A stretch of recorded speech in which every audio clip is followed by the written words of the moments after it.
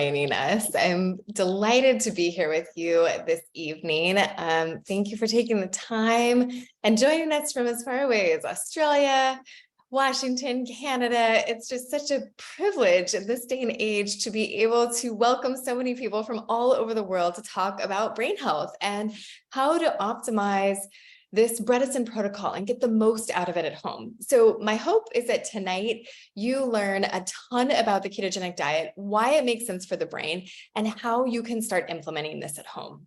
So there was an email that went out today. If you got it, so sorry for the miscommunication. Tonight we are talking about ketosis. So if you got something that's about caregiving and communication, we're going to be doing that next week. Join us then. Tonight we're going to answer all of your questions about the ketogenic diet for cognitive function. So replays are going to be available because you signed up for this. You're going to get a replay email in your inbox. And please, you can, right now, I've already seen some phenomenal questions in the Q&A. Add your questions there. That's where I'm going to go first when I wrap up the presentation, is to those Q&A questions to answer. Make sure that you feel really solid about how you can do this at home. So my goal is to get everyone the support they need to implement. And that's because I've seen that Alzheimer's is optional. There's no doubt in my mind that the majority of people with Alzheimer's, if they had the information, if they had the tools, they would be able to reverse and for sure be able to delay the onset of Alzheimer's and delay progression. There is no doubt in my mind. I have just watched it happen so many countless times. And so my life's work is to get this information out there so that you can use it from the comfort of your own home. Nearly everyone can prevent dementia. Most people can reverse it. And it just takes putting these pieces together. It takes having that information, that crucial information, and then putting it to work. So I'm here to help you with that. I'm here to answer your questions, to help you prioritize and even customize these things for you, get you that extra support so that you can make this happen. This is Dr. Bredesen at the grand opening of Marama, the residential care facility for the elderly that I created. We've got 2 locations now, one here in San Diego and one in Wichita, Kansas, which is still accepting applications for new residents. We're really excited about that. It's been fantastic to be partnered with them and to be expanding the impacts of this Bredesen approach and watching more and more people get the benefits. I am a naturopathic doctor. Whole health medicine, lifestyle medicine, how we can really optimize all of those choices that we make every day that have such a huge impact on whether or not we get better, what we put in our mouths, what time we go to sleep, how much movement we get, how much time we spend sitting, all of these things. Even small changes over the course of our lives, that trajectory can shift just a little bit, but make a profound impact on how we age and how healthy we feel as we get older. We can't change our chronological age, but we can change our biological age. So now it's not about how many years we've been on this planet. It's more about the health of those years. We all know a couple people who are maybe a little older than us or younger than us that maybe they're younger, but they look way older or they act way older. They seem like they're aged. And then we know those people a little older than us who act like they're 20 years younger. That's who we want to emulate. And so this do more of that. So I've also got a clinic here in San Diego County where we help and support patients with cognitive health, both from anywhere from prevention to late stage Alzheimer's.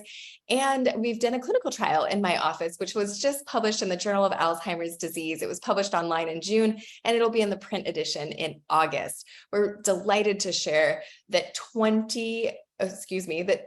out of our 23 participants, 17 of them improved their cognitive scores, both on MoCA, the Montreal Cognitive Assessment, as well as with Cambridge Brain Sciences.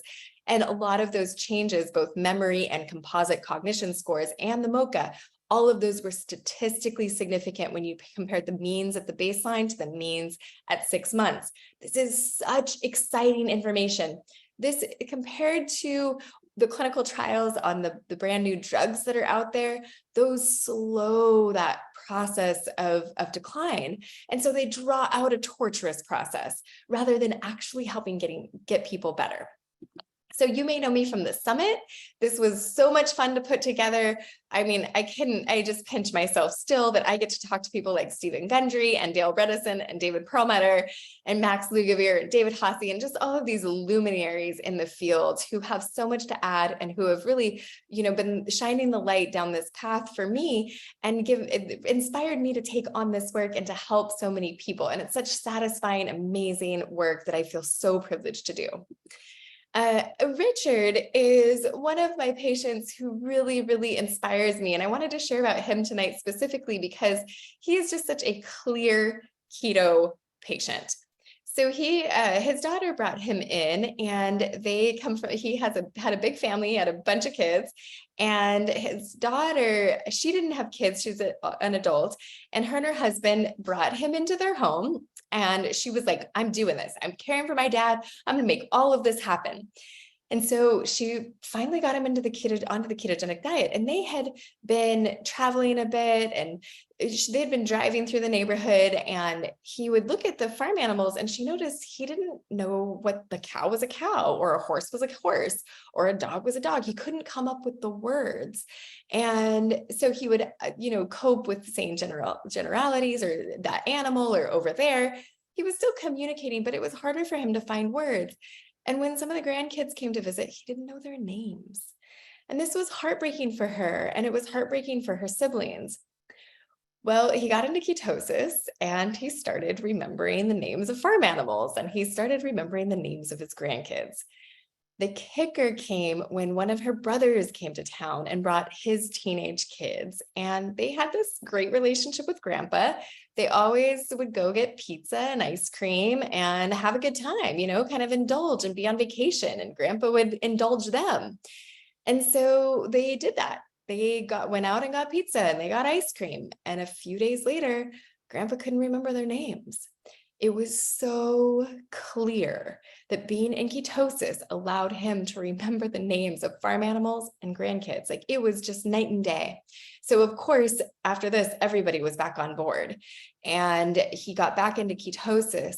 It's hard though. It's stressful on the system to drop in and out of that when it's making so much of an impact. And so those changes can be stressful. And I highly recommend for most people who are experiencing cognitive decline, you want to get into ketosis and stay in it for about 3 to 6 months, not for the rest of your life, but for 3 to 6 months to get those brain healing benefits of that ketogenic diet. So we're going to talk more about that tonight. If you're struggling, I want to just let you know about the course plus live webinar that we are offering right now with the Facebook group. And this is really a place where you can get accountability from me and other people in the group. You can get accessibility to me. I'm not taking new patients these days. And so this is a way to get a one-on-one call with me directly. Plus, you get the inspiration of hearing stories like Richard's and other people. Maybe you've heard me tell other amazing stories about my inspiring patients that just blow my mind all of the time. And hearing the success stories of others can really inspire you. And we see them in these groups. You also get the community there. It's so valuable.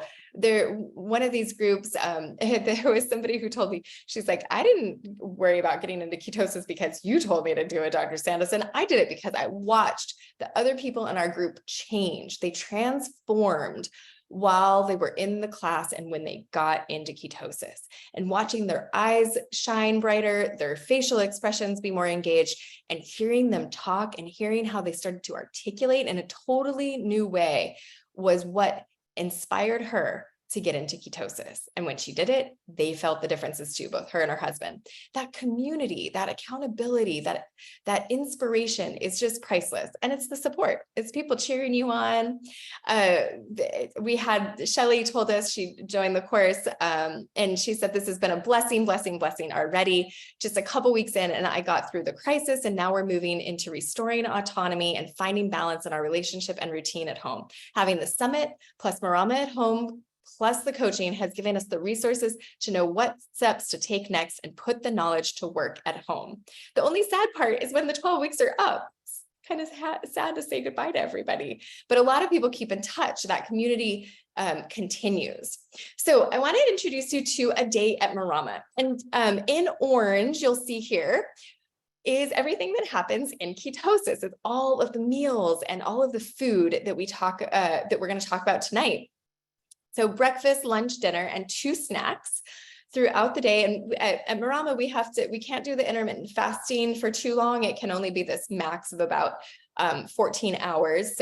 Or 13 hours. We do dinner at 5 and breakfast at 8. And I highly encourage you, this comes from Bredesen as well, to give yourself that 3-hour gap between your last meal or your last bite of food and when you go to sleep. This makes a huge difference in the quality of your sleep at night. So really, really important to have that gap. No midnight snacks. If the goal is that really restful sleep where the brain can just rinse itself, that glymphatic system can take the trash out of the brain so that you don't have those inflammatory cytokines building up or things that are going to trigger the inflammation building up in the brain. You can flush it out, get rid of it. And so that is the sleep connection here to the timing of our meals. The other thing is, of course, getting into ketosis and not eating too much. You want a light snack before exercise. And many people, as they age, you want a smaller meal for dinner, maybe a bigger meal at lunch. And some people even choose to skip breakfast or skip 1 or 2 of the snacks and maybe even do some exogenous ketone as a snack.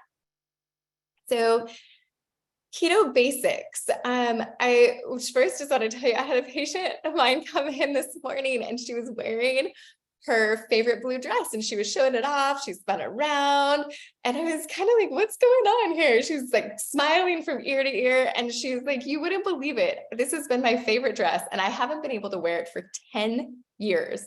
And I'm finally losing weight because I got into ketosis. So not only is she losing weight, she's lost about 15 pounds over the past 2-3 months, but she's also cut down her metformin and her IBS, her irritable bowel syndrome. Her symptoms are gone for the first time in decades. And she's just like a new person. She was like, she told me, I feel like a new person. I finally have energy. I feel like I'm actually living my life, not just getting by. And that I've been seeing her for years. The switch flipped when she got into ketosis. And she's like, I know you've been telling me to do this for years and I haven't done it. I finally did it. I wish I had listened to you 2.5 years ago. So what is the goal? The goal is to change your metabolism. The goal is not to vilify foods or say this food is bad, that food is good. The goal is to get a shift in your metabolism. It's to burn fat instead of sugar. Most of us go through our entire lives. This day and age, we have access to carbohydrates or sugar, glucose. Those can be used interchangeably. They're all sugar. When they hit your gut, it becomes sugar, carbohydrates, glucose that gets turned into ATP, but not very efficiently as we age. And so flipping that switch so that you can burn fat or ketones and make that into fuel creates more efficiency. We actually burn that fuel more cleanly. So you want to focus in this diet on fat and protein. You want to limit carbohydrates. There are some lucky people who can get like 50 grams of carbs, but most of us want to limit it to 30, maybe 40 grams of carbs per day. And you want to spread those out. So you don't want to have 30 grams of carbs all at once in the morning. That will raise your blood sugar. You want to have maybe 5 grams in the morning, 5 in the mid-morning, 5 at lunch, 5 in the afternoon, 5 at dinner. Spread it out throughout the day so that it doesn't spike your glucose. And what we get as we go through this process, it's a hormetic effect. It's this concept of stressing the system a little bit. It's a fasting mimicking diet that's a little bit stressful on the system, but what we get is more resilience, more adaptive ability. And this is a definition of health. And the other thing that we get is this switch in the fuel. Our bodies just blow my mind. They're so incredible. They're basically like a hybrid. You can go from burning one fuel to burning another. And if we burn sugar all the time, it creates oxidative stress. We can have insulin resistance. The brain, as we age, and everybody, even if you don't have diabetes, it becomes less efficient at burning sugar. And insulin itself, if it's high, it has its own ramifications. It can be inflammatory as well. So what we want to do, switch to ketones. Again, not forever, but if you have cognitive decline, 3 to 6 months solidly in ketosis. Anecdotally, what we see, and I share this observation with other Bredesen trained providers, is that when that ketone level gets up over 2 or 3, when you really get that ketone level high on blood ketone levels, not breath, not urine, but when you're measuring blood levels, the goal ketosis I define as over 1, mild ketosis is 0.5 to 0.9. But when you get those numbers up over 2 and even over 3, we see bigger changes for the better in cognition, and we can measure them. That's when people go from like a 20 to a 30 on their MoCA score. Really exciting stuff and totally worth trying. So what to maybe think about here? We want to have a willingness to rethink healthy. There were a lot of us who were told in the 80s and 90s that carbohydrates were the foundation of a good diet, right? These whole grains, we needed to have a ton of them. We're getting rid of the grains in this diet. And it can be a little bit messy if we either add a bunch of fats and we don't fully reduce those carbohydrates. That combination of extra fat plus extra carbohydrates, it's like a milkshake diet. It's a recipe for a heart attack and it's a recipe for Alzheimer's. So we want to get rid of processed foods. We need a willingness and an ability to get rid of processed foods and rethink what's healthy, and know that fats, especially good high quality fats, are healthy for our brains. So we need to be willing to kind of rethink that. What some ladies, they've heard this, that grains are good, fats are bad for so long, that when we ask them to increase their fats and reduce their grains, they only reduce their grains. They're still afraid of those fats, and then they end up losing too much weight and they become kind of frail. That is not at all what we're looking for. We need that. We need to switch it, get rid of those grains and up the fats. Lots and lots and lots of veggies too. We need to be open to cooking a slightly new way. And this is like bicep curls for our brain, right? Like this is a workout for our brain. When we shop, when we look at we maybe go down different aisles or go to a new store, when we start thinking about buying new foods or we're looking for new recipes, this is a really creative, multi-sensorial activity that's executive function. It's planning and execution and then enjoyment, hopefully, of your amazing meal. So getting on a ketogenic diet, this is a brain workout in itself, like Sudoku, crossword puzzles. I mean, if you enjoy those, fine, great. But learning a new diet, cooking a new way, that is a really practical way to get that brain exercise, that cognitive engagement. You need a commitment to the process. There was a couple I was seeing for a while as patients. She was the one struggling with her cognition. And I mean, we just couldn't get her into ketosis. We would have the conversation every time I saw her. All right, this is really important. And they'd say, yeah, we're going to do it. But her husband wasn't fully committed. And so he wants his soft drinks and he wants his chips and he wanted his cookies, and he would leave them lying on the counter. And she was struggling. She would see these all over the kitchen and she would forget, or she would justify it. Oh, I'll just have a little bit. And even though we'd had the conversations, there was a story when they came in that apparently a couple nights before he'd been sitting on the couch and right between them, he had a big bowl of popcorn. It was essentially like sabotaging her ability to get into ketosis. And so we had a heart to heart, and his kids were in the room, and I kind of wagged my finger at him, and they all got on board. And he really changed his commitment to getting all of it out of the house. And he tried to negotiate, like, well, I'll just finish the cookies and I'll just finish this and that. Give it away. It's poison. Just throw it away, or give it away if that makes you feel better. But when we do that negotiation where we say, oh, we'll just get through this, so we'll get through that, it's not a commitment to the process. It's time to do it. It's time to just commit. And so mark the day on your calendar and just do it. And I'm really hopeful for them. I can't wait, because I suspect her MoCA score will go up because they're doing everything else right. She's really engaged. She's getting the exercise. They have the environment dialed. The family's supportive. He's just addicted to sugar. And then a willingness to forego typical convenience foods or some of the comfort foods that we might be used to. This is different. We're asking you to do something really different, and it can feel hard, but it's worth it. So what to let go of? You don't have to be hungry. You don't have to feel deprived. You don't have to live off of shakes and bars and meal replacements. It can be a really satisfying, really healthy, wonderful diet. It doesn't need to be perfect. You're going to fall off the wagon. You're going to go on a road trip and stop somewhere convenient and fall out of ketosis, or you're going to have too many nuts. Even when you feel like you're being perfect, it's going to tip you over the scales. I was deep in ketosis, but the raspberries looked so good. And so I had 5 or 6 of them, and it dropped me out of ketosis. I was so mad. And blueberries, I can have the same amount of blueberries, stay in ketosis. And that's what you get, is this learning and through the process about your own metabolism and how your body works. And it's really fun. You don't have to worry that you're going to need fancy exotic ingredients or that it's going to cost a whole lot. One of my favorite keto snacks is just cutting up a cucumber and putting a little lime or a little bit of salt on it. It's so yummy. My 4.5-year-old daughter will eat it all day long. It's crunchy, it's salty, it's super satisfying. And I can eat a whole cucumber, and it's super healthy and totally inexpensive. Super simple. So accessible to everyone. And that's how we want to make it. And we talk a lot about that in the coaching course. In fact, I was talking to a group this week about that. We were brainstorming snack ideas like hard-boiled eggs. And I'm going to share some other tricks with you before the night is over here.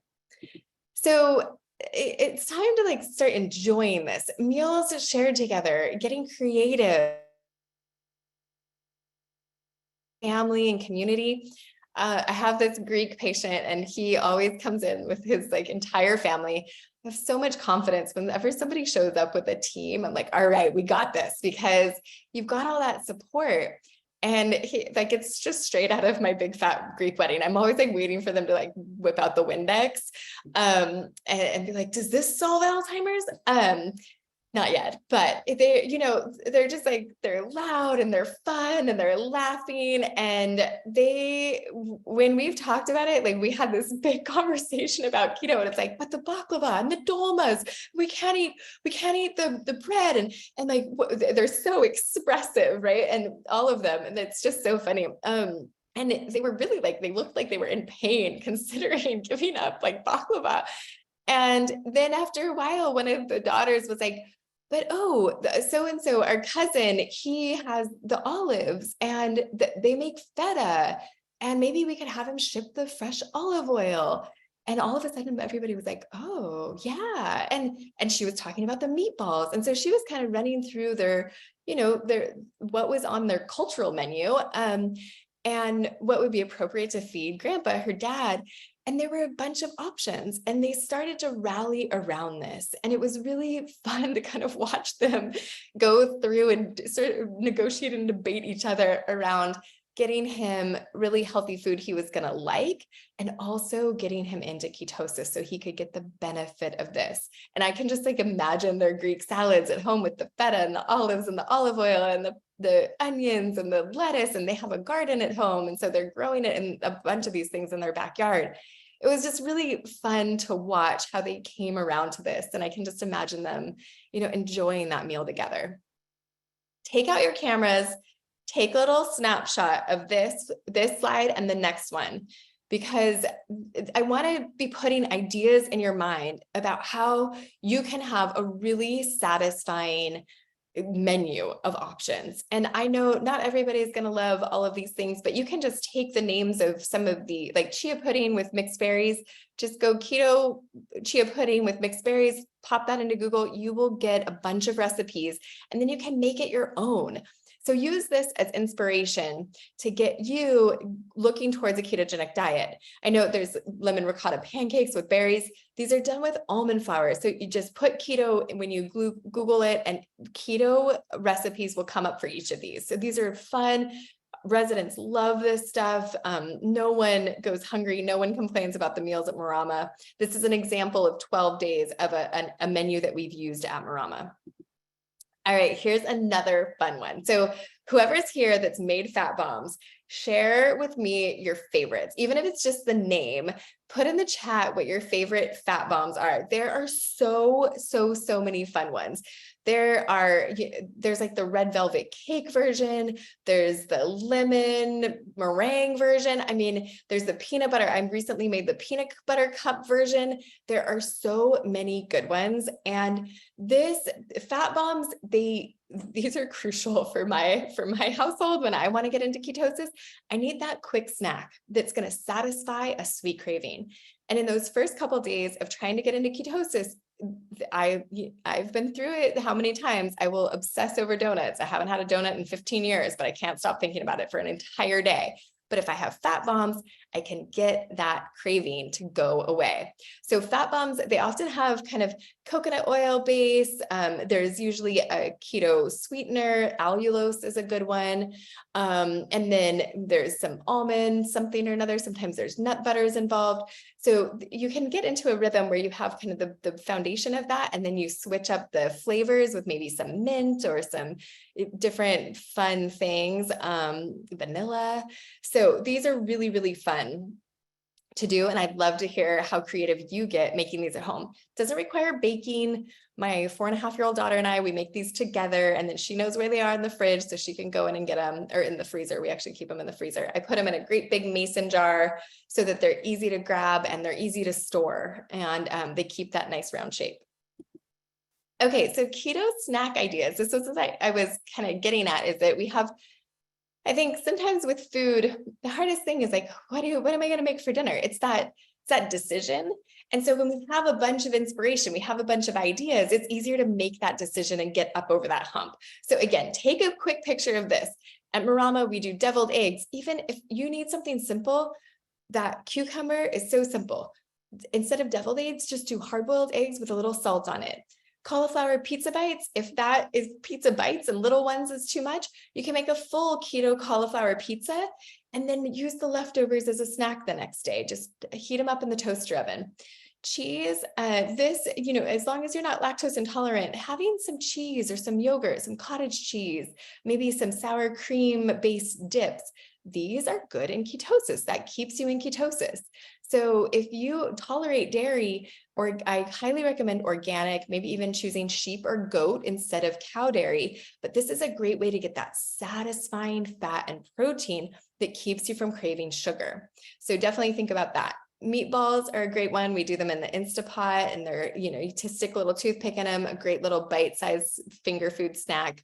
Smoothies, just be careful that you don't have too much of the berries or too much of the, some people want to put coconut water or a banana, some fruit that's going to raise your blood sugar. So it does need to be, I have one that I love that has basil and sometimes I'll put a little jalapeno or do cilantro and a little jalapeno, and then I'll do basil and lemon and avocado and like a citrusy kind of flavor. That one is really nice with some ice and a bunch of greens. So you can make them really green and really tasty without adding sugar. Green juices, of course, a shot of green juice. We do a lot of that because we have our big garden at Marama. So when all the chard and the kale and all the greens are going off, and celery and cucumber, we can run those through the green juicer. Also, there's a lot of places that do that. I highly recommend organic because you don't want to be concentrating the pesticides. That's toxic for your brain. So if you're going to do green juice, do go for organic. Homemade protein bars, you can get these on a baking sheet, and sometimes they go in the freezer, sometimes you do bake them, but there's ways to make great keto protein bars, even keto chocolate, guacamole with different types of chips like kale chips or other, like a bell pepper as a little scooper. Chicken salad lettuce wraps. There's a phenomenal like curry chicken salad wrap that they do at Marama that's so tasty. Veggie trays, again, with like a sour cream based keto dip. Those are great, or cream. Yogurt with grain-free granola. Again, that sheep or goat yogurt or even coconut yogurt, as long as it's not sweetened, can be really tasty, really satisfying. Without raising your blood sugar. And then of course, some nuts, macadamia nuts tend to be lower in carbohydrates. Some of the other nuts, if you have too many, more than like a small handful, that can knock you out of ketosis. And then fat bombs, like we were talking about, those are so much fun. And I think necessary for getting into ketosis. Meal planning is another important consideration.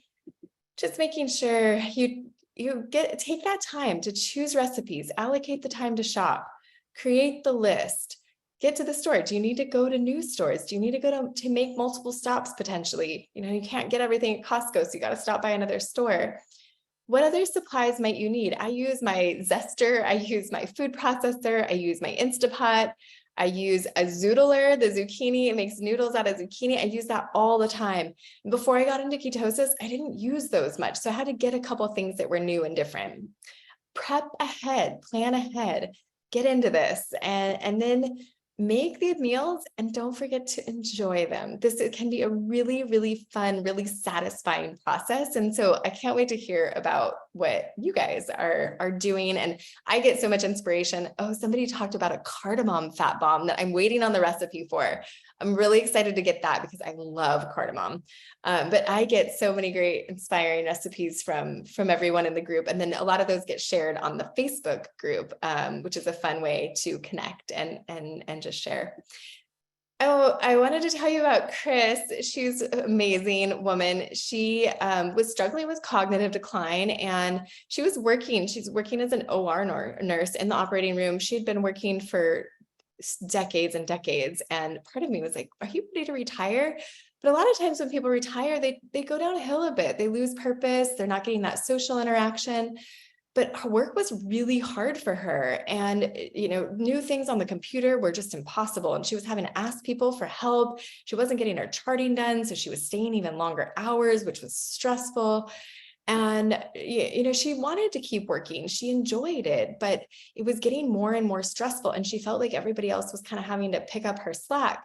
She was scared. She was really worried. So when I first saw her MoCA score at baseline was just over 20. So the MoCA score is the Montreal Cognitive Assessment. And what we want is a nice curve like this going up to 30. So 30 is perfect. And a normal score is anything over 26. So when I first met Chris, she was at a 22. And then the next time we measured, she was at a 26 and she had gotten into ketosis. She was doing it. She was in it. She was doing everything right. And it was really, really, really fun to see her MoCA score go up. Now her MoCA score is perfect and she can keep working as long as she wants. She doesn't fight with the computer anymore and nobody else is picking up her slack. It's really satisfying to see. Her voltage, which we do an EEG and we measure the voltage of the brain. And this is essentially the energy. So our brains are only 2% of our body weight, but they take up 20% of the energy that we use every day. And this is why it's so important to have ketones available as fuel, because we need to efficiently make all that energy in our brains. And what we can see is this voltage, which is one indicator of that ability to make energy, was at baseline about 7, and ideal is 14, about 14. And she went up to 11 and then 13, 6 months in. So she's getting that better energy production in her brain. A lot of it has to do with ketosis. These are reaction times. So think of this as somebody running a race. This in blue, it was her physical reaction time. So when she would hear a beep, a certain beep of a certain tone of a beep, she would click the mouse. And when she, with the EEG on, and when she heard that sound, there was also a reaction that we could measure in her brain. And that is that orange line. And so what you see here is a downward slope. That's what we want, because those numbers, that when they're lower, that means she's faster.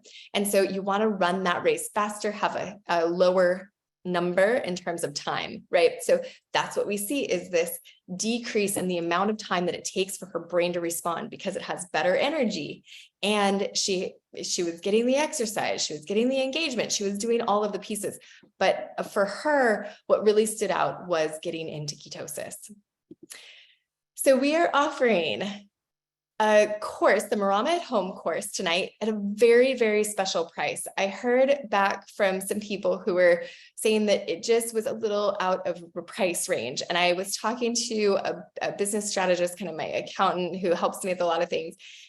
He told me not to do this, but I just want to make this accessible to everyone. I want everyone to have the benefits of the Bredesen protocol. This should be covered by Medicare. It should be covered by insurance. It should be covered by everyone, and everyone should have this information.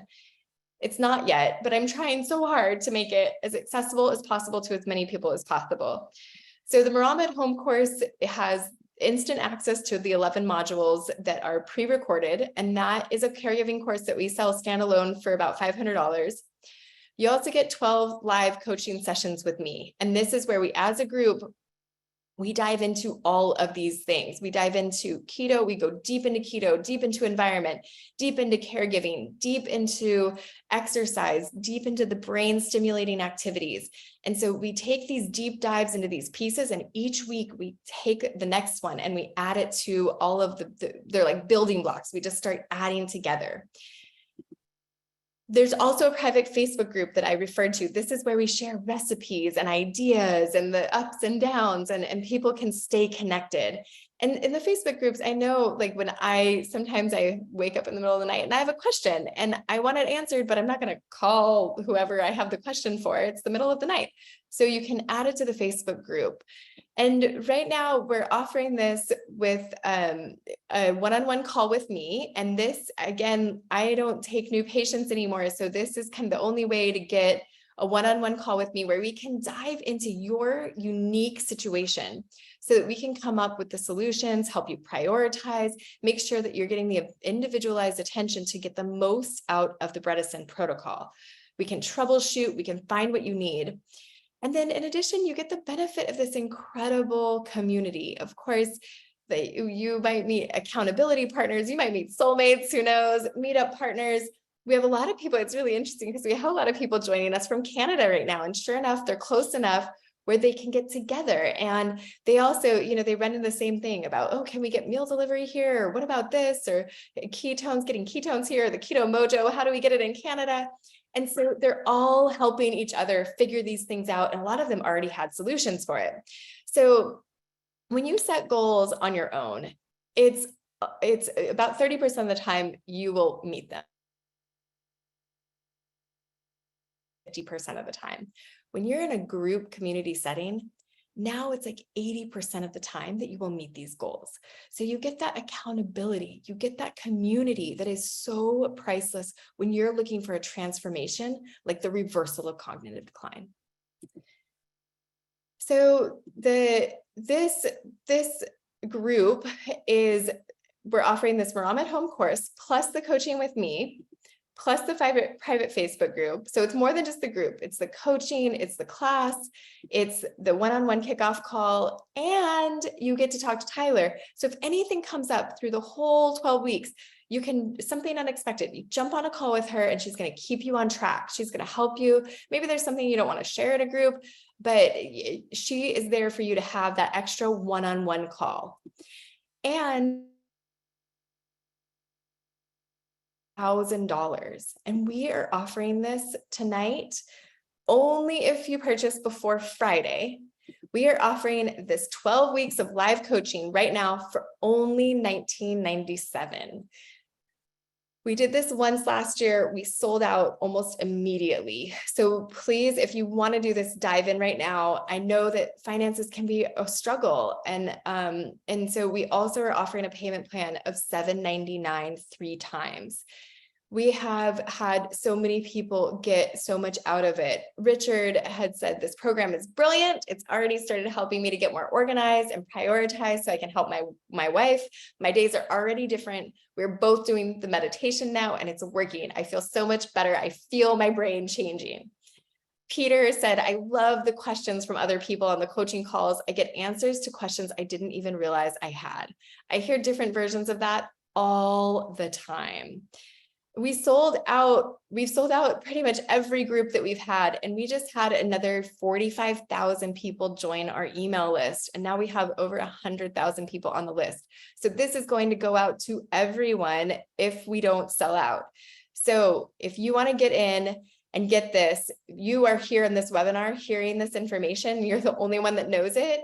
So lock this in now. You have there's a money back guarantee. So if this isn't the right thing for you in the next 30 days, just let us know. No questions asked, money back guarantee. I want this to be the right thing for you to help you transform your life. If it doesn't feel like that after 30 days, no problem. We want you to get the most out of the Bredesen protocol. We are here to support you. This, you can wait, that it's totally fine. You can wait until after Friday. The prices will go up because we are trying to figure out all of our scheduling. So If you're in, get in right now for either $19.97 or 3 payments of $7.99. You don't have to sit in confusion anymore about what to do for you or your loved one. We have answers about how to support you in getting back your cognitive health. So if you're like Sharon, she is a nurse and an educator, who went through helping her mom, and she was flying back and forth across the country. She was sleep deprived. She wasn't eating great. Her mom passed away just a few months ago, and she just felt like a shell of herself, but she educates other nurses, and she saw this phenomenal opportunity to help not only herself prevent Alzheimer's, but also to share with the people she's educating, the nurses she's educating, to share more with them about how they can help their patients, to just help me start changing the narrative about what's possible for those suffering with dementia. For Nora, she wrote to us that when she first enrolled, it was really fun getting to know her, that she enrolled in the course because she wants to see her son Tyler graduate from college. So he had cancer as a baby, and she was highly involved helping her daughter to raise him because they were under so much stress with getting him through his therapy. He had a juvenile blood cancer, and so he almost didn't make it. And she's super invested in this guy. And now he's at Oregon State University, and he's doing awesome. And she wants to be there to watch him graduate. She wants to see him walk across the stage. She wants to be fully present. And I'm just so excited for her and watching her turn things around. And she really got a lot out of the group and out of that support and feeling like she had community. She was running into, maybe some of you have experienced this, she would tell her friends like, oh, I'm going to reverse the cognitive decline I'm experiencing, and my brain doesn't work the way it did before, and I'm a little bit worried I'm headed towards Alzheimer's. I'm really worried I'm headed towards Alzheimer's. I want to prevent it. And so I'm doing this Bredesen thing, and I'm working with Dr. Sanderson. And people would be like, oh, you can't do that. That's not real. There's no science around that, which is totally inaccurate. It's just false at this point. Like, people can't say that.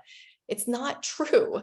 There's a ton of science, and it's really helpful to be surrounded by people who see that, who know it, and who are experiencing the benefits. And Nora is certainly somebody who has. And I can't wait, she's definitely going to get to see Tyler graduate, but I bet she gets to meet his kids. I bet she gets to have a relationship with his kids. It kind of depends how Lady waits to have kids, but there's a chance that she'll get to even know her great grandkids and have relationships with them because of the transformation she's experiencing.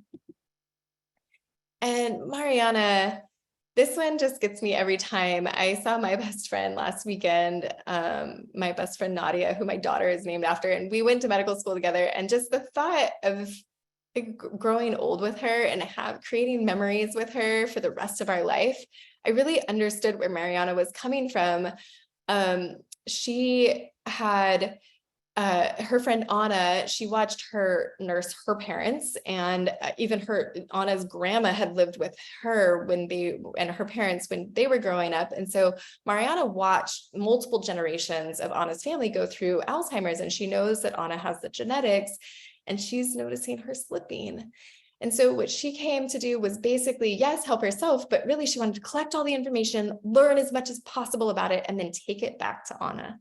And I just thought that it's like the most inspiring story. It's what I imagine as a good friend I would do for my friend, I hope. But I just really get that desire to grow old with the people who you love, and to be able to make memories and laugh and experience and share until the day you die, and not have to have that gap in time where you're just caring for or seeing someone who's a shell of themselves, who isn't really there anymore. So this is what it looks like when you log in. Once you're logged in, you'll see this. Once you purchase the course, you'll be able to log in. This is the login page. You'll get a username and password. And then this is what it looks like once you're logged in. And then this is who you will see. You will see my face every 12 weeks as we go through the coaching course. And I just want to express my deep, deep gratitude for all of you showing up, being here. There are hundreds and hundreds of people here, and it's overwhelming for me to see just how much enthusiasm, how much commitment, how much care and dedication and attention and love there is in this community that shows up to help support people with Alzheimer's. It's just incredible and inspiring. And I couldn't be more grateful to be the one doing the work. So one of the many people doing this very meaningful work in the world. So thank you for the opportunity. So I want to jump into the questions because I had seen there were already some really, really great ones. You, as an anonymous attendee, would love for me to speak about how crucial diet and balancing blood sugar is. We want to do this at home, not with prepared meals. Yeah, that's fair. There are now, through the Apollo program, there is, because you mentioned prepared meals, I just want to let everybody know that Nutrition for Longevity is offering keto delivery through the Apollo program, through Dr. Bredesen's program. So that is available now if that will help you get into ketosis. I know a lot of people want to do it at home. And so the Ketotarian cookbook, and if you wouldn't mind, Tyler, if you would put the keto handout, the keto diet guide in the chat. I hope you are here to grab that from us because that's a really simple explanation of how to get into ketosis and what to eat, we don't focus as much on what not to eat, but kind of the understanding of what's going on, how to troubleshoot some of the common things that come up, and really, I think, a straightforward explanation of how to get into ketosis. So what to eat, what not to eat, no carbs, lots of veggies, non-carby veggies, non-starchy veggies, and you can do all the herbs, lots of protein, fish, eat the smashed fish that are low in mercury. Also, you can eat organic, grass-fed proteins, animal products, and then I get how confusing and overwhelming it can be. So just check out that keto diet guide. That's what you want to look to understand. Print that out and then follow that. Most people will get into ketosis with just that information. It's distilled in like 8 pages, straightforward with lots of pictures. Does someone who had insulin resistance for years have a lower tolerance to fluctuations in blood glucose levels, meaning even very small amounts of sugar, tastes of dessert, or a sip of wine have a greater effect on them? Oh, that is a great question. That I certainly see how that would be possible. I don't, what I have seen is sort of the opposite. People who are very sensitive to blood sugar fluctuations earlier in life seem to be more prone to diabetes and insulin resistance. So I don't know if it's a chicken or the egg thing, but yes, there seems to be a correlation between that sensitivity and insulin resistance. You asked your first part of your question, how crucial is diet to balancing blood sugar? I want to also say this is crucial to avoiding Alzheimer's and reversing it. Is we cannot have glycotoxicity is one of the pathways to dementia. Sometimes you hear Alzheimer's called type 3 diabetes. And this is because glucose in the brain essentially caramelizes your cells. It destroys them. It is highly, highly toxic. And this is why you might have known a diabetic who loses a finger or like they can't see anymore. This is because of that glycation process that destroys tissue at the cellular level. That can happen in the brain. We just aren't as aware of it, and it might happen in different places for different people. So it doesn't show up as blindness or an amputation, right? But it's still happening in the brain.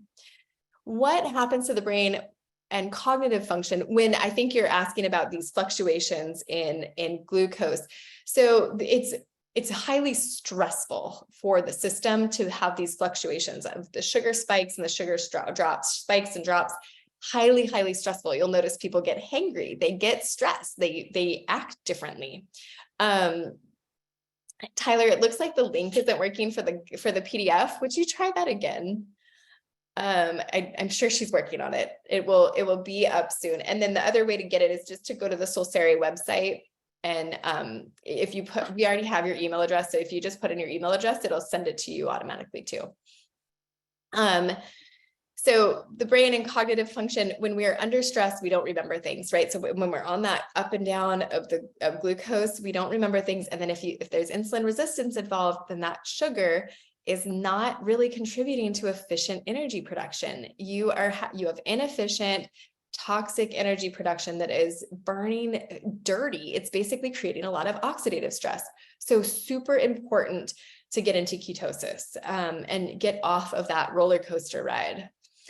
Deborah from Texas. I have been plant-based since birth. Have you seen people successfully get into a ketogenic diet when plant-based? I have. So what I've seen is that you typically don't want to do it for long, and you need to be sure that you are supplementing, especially with B vitamins, B12 in particular. And if you've been plant-based, for decades, then I'm sure you know that. It's hard. It's hard to be keto and plant-based because you are already, you're already restricting. When you are plant-based, you're restricting a lot of potential foods. And then when you go keto, you're restricting all the carbs. So you're just restricting. And if you are vegan or plant-based and you're looking to go keto, I wouldn't do it for more than 2 weeks. Because it's just too highly restrictive. So I think it's hard to stay healthy, and I worry about nutrient deficiencies. So I typically recommend that if you are vegetarian or you tend to be more plant-based, if you're open to adding eggs in, and maybe even just temporarily having some animal protein or collagen powder or something that you feel good about, that is what I would recommend doing temporarily, and then go back to plant-based.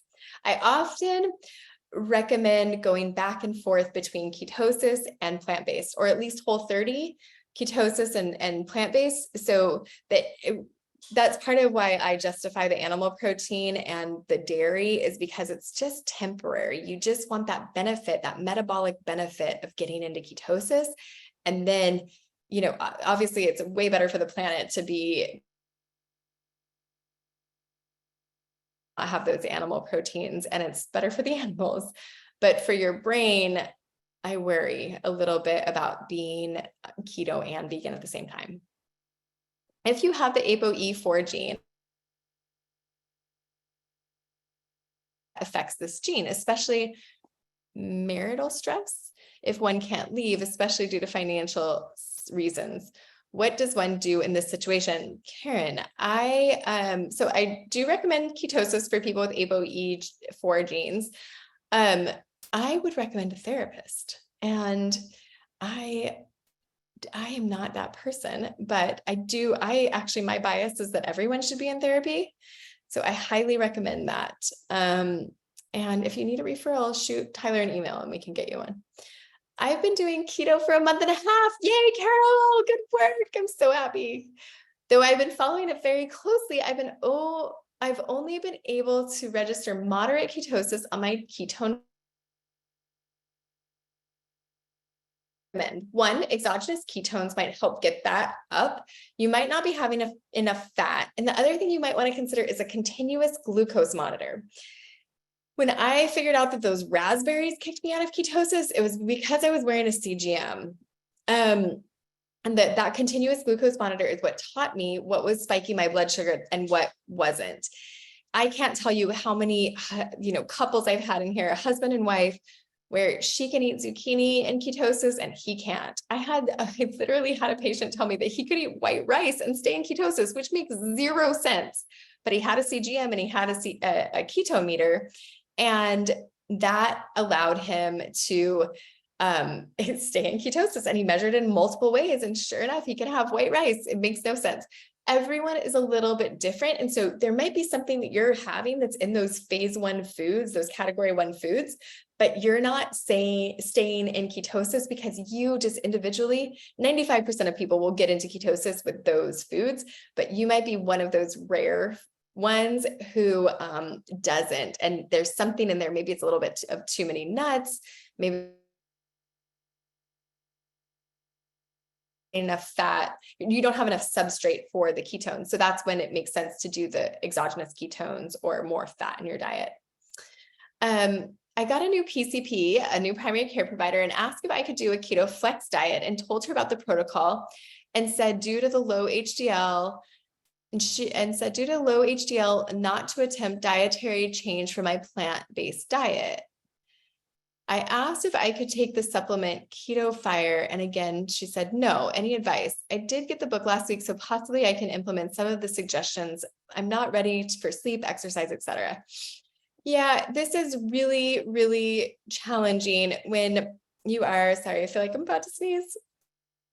It's really challenging to communicate with primary care providers, even neurologists who are not familiar with this. And it takes decades for the science to be taught in medical schools. And it's really, really challenging to shift the tide on what they know and what they're willing to support you with. So if you have the ability to shop kind of around for a different doctor, you might look into that. You might try to find a Bredesen trained doctor who can work with you. Those, that would be really supportive. Different doctors are going to have different opinions, of course. And so it sounds like if you want someone who's more in alignment, you may want to find someone who's more in alignment with where you are. What if you have poor fat metabolism? So I don't know exactly what that means, Karen. Maybe you can expand on that. Typically, getting into ketosis is a really, really, really great way to improve your fat metabolism. So that's part of why I highly recommend it. Oh, somebody mentioned that people don't know what ketosis is. Ketosis is burning fat for fuel. That is what being in ketosis means. Ketosis means you are burning fat for fuel, not sugar for fuel. From Jill, I've been vegan for 40 years. Oh, there's lots of vegans here tonight. And I'm finding that although I can get into ketosis, it's not consistent through the day. I fast between 16 and 18 hours. That's another great way. If you are struggling to get into ketosis, intermittent fasting, increasing that amount of time that you are fasting, decreasing the window in which you eat, that is a great way to more consistently get into ketosis. Typically, if you're troubleshooting, that's something to try. Vegan protein usually comes with carbs. It's absolutely true. But if I eliminate beans, lentils, soy, how do I get my protein? This is part of what I'm saying. It's really hard. Hemp hearts are really high in protein and fat. Chia seeds have protein and fat. Soy, you can typically do tofu and stay in ketosis. Like I do a tofu scramble when I'm in ketosis and don't come out of it. But yeah, eating beans, lentils, and it will typically raise your blood sugar. And you also don't eat grains or sugar. And that might be enough. So Dean Ornish is doing a trial on cognitive decline. I don't think his results are going to be as much improvement as what we see, but he does do more of a plant-based diet. And so that, I think that's also a brain healthy diet. There's something about the ketogenic diet that really turns on cognition. I think it's the fuel. It's changing the fuel source. What if you are already underweight and can't afford to lose weight? Heavy cream, heavy cream, heavy cream, heavy cream. Oh, the doctor I just mentioned, Stacy, is Dean Ornish. He's up at UCSF, and he's also, I think they just finished a clinical trial. Eduardo, great question. How do I know when I'm in ketosis? Check out the Keto Diet Guide. That has a lot of information about tools. And the Keto Mojo is the one that I like most. So Joan, going back to your question about not being able to afford to lose the weight, add fat. This is not a low carb, or this is a low carb diet. It is not a low calorie diet. The other thing that works really well with this is adding hormones. So a little bit of testosterone can be helpful. And that's because what you'll do is you'll create muscle. So you'll add weight, but you'll add good weight that's going to help with balance. It's going to help your bones, and it's going to help your brain. So a little bit of testosterone for women can be really, really helpful. How do we get enough fiber and feed the microbiome with only 30 to 50 grams of carbohydrates? So you can get tons of fiber with very little carbohydrates. So psyllium's a great fiber source that can be used as a supplement, but flax meal keeps you in ketosis. Chia seeds keeps you in ketosis. The hemp hearts, high fiber, keep you in ketosis. Veggies, greens, zucchini, cabbage, all the cruciferous veggies, Brussels, broccoli, cauliflower, all of these are full of fiber. And many people notice that actually their gut gets much better when they're on a ketogenic diet and they get rid of all those carbohydrates. Did you recommend purchasing the Keto Mojo to make sure someone's in ketosis? Yes, I do. That's my favorite one. It measures ketones and blood sugar. It's easy to use. It's highly accessible. And the Keto Mojo website is phenomenal. They have so many great recipes, ideas, answers to questions. I highly recommend it as a great it's a great resource. Why does the KetoFLEX diet include monk fruit? It still raises blood sugar. It does not. Monk fruit does not raise blood sugar. Neither does allulose. That's another great sugar substitute, as is stevia. And why does it include greens and eggs? People can buy that. Is that just a cost thing on your end? Why does it include greens and eggs? So greens and eggs are wonderful for the brain. Eggs have choline in them, which is a amino acid that's wonderful for brain health. Eggs are essentially, I can't tolerate them, but if you can tolerate them, they are essentially a perfect food, right? It's what mom is giving to baby. So really, really great food. And the greens are also full of nutrients. So I hope that makes sense. What if you have a dairy allergy, sensitive to eggs? It's probably going to be hard. I mean, I have an egg sensitivity, but I do the dairy. So it's hard. If you're getting overly restrictive, probably want to work directly with a health coach to individualize this even more for you. I'd like to sign up for a cooking course, but need to know you include gluten-free and vegan. Oh, so we don't do cooking courses, but I'm sure there are gluten-free, vegan, keto cooking courses out there somewhere. Kate Kunkel is actually a really wonderful source for that. We should probably get her information to you. You can send Tyler an email and let's get you, or reply to the webinar email or something, and we'll connect you with her. I think she has a cookbook that's a vegan keto cookbook. And I really like the Ketotarian cookbook, but it does include egg. From Julie, my mom's heavy metal hair analysis came back and she has mercury. Should she stay away from all fish, even salmon and shrimp? Or can it have, because it has the trace heavy metals? I would work with a provider on getting that mercury out.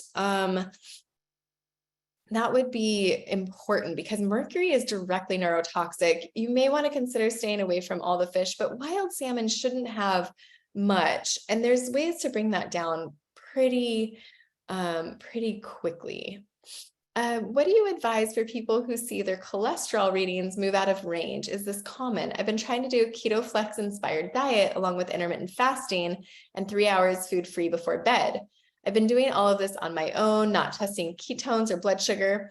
I realize I need to follow with a meter and get better guidance because my recent testing showed cholesterol is way too high.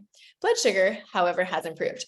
That's awesome. Okay, so Donna, part of what happens is that your cholesterol temporarily goes up, but if you're consistently in ketosis, it comes down. It takes about 3 to 6 months, but it comes down because you're burning that fat for fuel. So it takes a little bit to shake out. The other thing, again, like the recipe for disaster is when you're not fully in ketosis. It's when you've upped your fats, but you haven't fully gotten rid of those carbohydrates. So you're still burning the carbs for fuel and just accumulating the fats. That is what you want to avoid. And so keeping a close eye on your cholesterol levels is important. But cholesterol levels, you want to get the fractionated lipids, you want to get a lipoprotein, like your LP little a, your ApoB, you want to get the SDLDL, you want to get those numbers because that is much more specific to how your risk than just that total cholesterol level. So having high cholesterol does not make the ketogenic diet a bad idea. It makes you need to do it with a lot of fiber and with that in mind and probably keep track of it. Do you discuss neurological workup in the course? That's a great question. To some degree, yes. I am not a neurologist and I am not I don't do like neuropsych workups. So I don't know exactly what you mean like that. And that's not my, that I don't serve that purpose. But I have a ton of patients who have been through that, and we certainly do discuss what that looks like and what adds value there and what doesn't. Donna, who is working to make this covered by Medicare? You need to play that game with insurance. Yes, there's so much to do, Donna. There is so much to do. And I appreciate that. And I think the Apollo team is trying to get the meal delivery covered by insurance. How is this different from the Apollo course? I'm not super familiar with the Apollo course. I didn't know that I don't know if they're offering caregiver training, or if they're offering like group coaching. I just don't know enough, but if they are, it might be similar. I'm not sure. I've certainly learned everything I know from Bredesen. So from Carol, I want to remain healthy cognitively and prevent Alzheimer's. I'm 74. Yay, you're in the right place.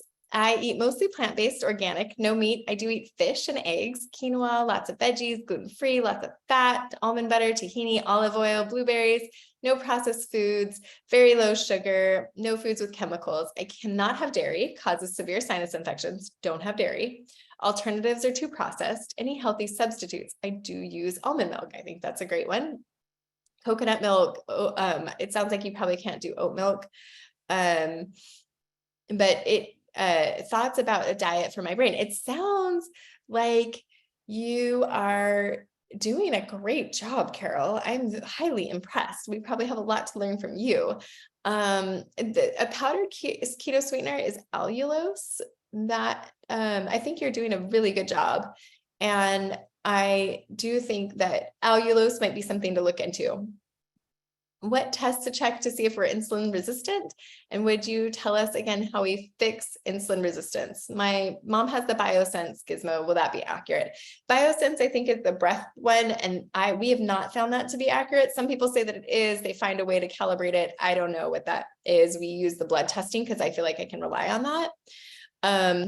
And then insulin resistance, you want to check fasting insulin and glucose and A1C, and that will give you a sense of insulin resistance. And how to fix insulin resistance or being on that path to diabetes is a ketogenic diet and exercise and good sleep. But that is what you're doing here. From Danny, is keto okay for women with hypothyroid? Yes. I read that low carb diet can negatively affect low thyroid. I have not seen that. In fact, the ketogenic diet is anti-inflammatory. You don't have to stay on it forever. But yes, I think the ketogenic diet, I've had tons of women with hypothyroid get on a ketogenic diet and do very, very well. Keto diet guide is in the chat. Tyler, would you mind adding it again? From Eric, will fasting push you into ketosis? It certainly will. So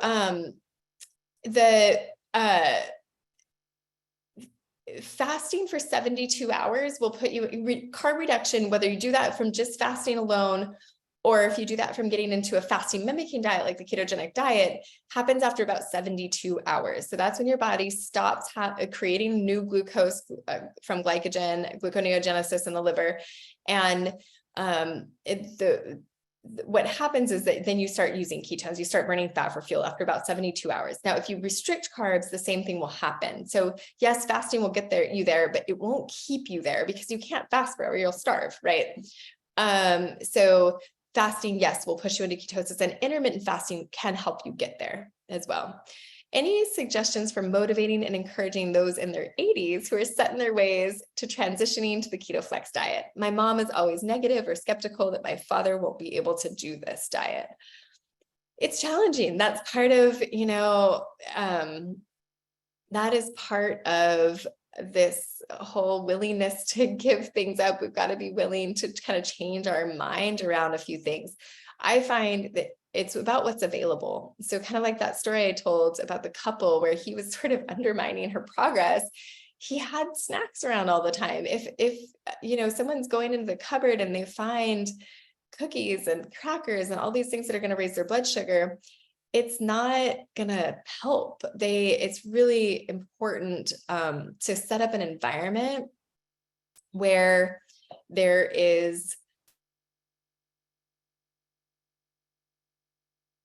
and then if that's what's available and that is what is, and that's what's provided, like at Marama, then it doesn't really matter, right? People don't notice, they don't feel deprived. You're on. Yeah, so this question from Carol. So you can't have sugar ever again or not for a period of time. So you want to get into ketosis. If you're struggling with cognitive decline, you want to get into ketosis for 3 to 6 months. You do not want to stay in ketosis forever. Just like you don't want to be on a standard American diet forever.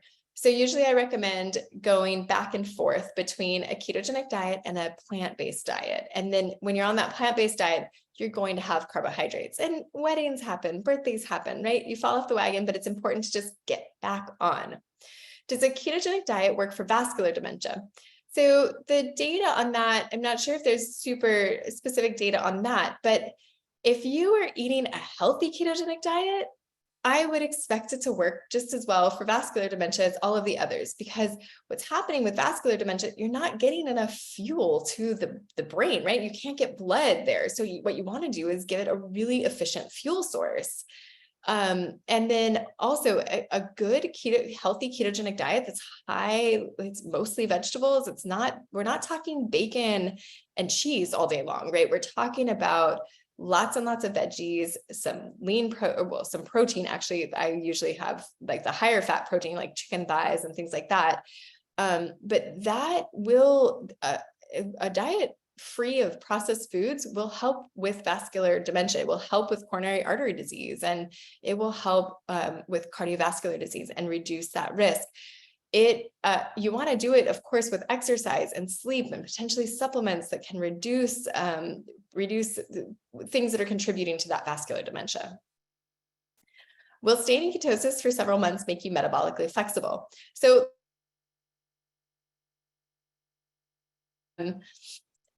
does a bite of dessert affect someone who isn't metabolically